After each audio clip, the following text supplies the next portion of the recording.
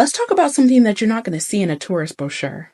Because when people talk about the Bahamas, it's all beaches and resorts. But there's a history that ties the Bahamas directly to the Gullah Geechee people. And it's a story about survival, connection, and culture that they tried to erase. The truth is, the Bahamas and the Gullah Geechee people share deep historic ties that go all the way back to the horrors of the transatlantic slave trade. But it's also about what came after. How enslaved Africans and their descendants built and preserved culture even across borders. During the 1700s and into the early 1800s, the British brought thousands of enslaved Africans to the Carolinas and Georgia. They forced them to work the rice plantations, specifically because of their knowledge from West Africa. These enslaved people developed the Gullah Geechee culture, distinct language, craft traditions, foodways, spiritual practices, a culture born of African roots and a brutal necessity to survive. But here's the part they don't tell you. The Bahamas were a part of that same British colonial system. Enslaved Africans in the Bahamas often came from the same regions in West Africa.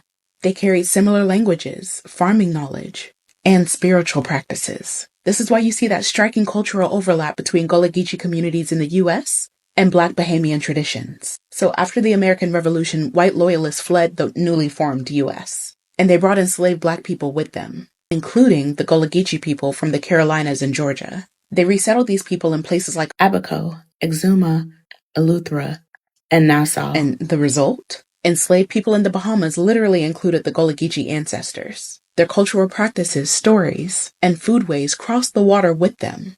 So today you can actually see it if you know where to look.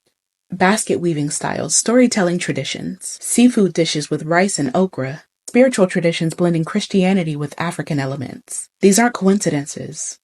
They're shared survival strategies. They're cultural memory that refused to die. But of course, colonial authorities tried to stomp out African languages and customs. Plantation owners in the Bahamas used the same tactics as those in South Carolina, breaking up families, banning drumming, criminalizing gatherings, but people held on. The Gullah Geechee people of the Carolinas and Georgia fought to keep their culture alive. So did Black Bahamians. They refused to be completely remade in the image of their oppressors. So yeah, when you think about the Bahamas, don't just stop at the beaches. Think about the people whose ancestors survived two brutal empires. Think about the ties that stretch all the way from Charleston to Nassau. Because Gullah Geechee culture isn't just an American story. It's a shared history of African survival in the face of everything they did to try to erase it.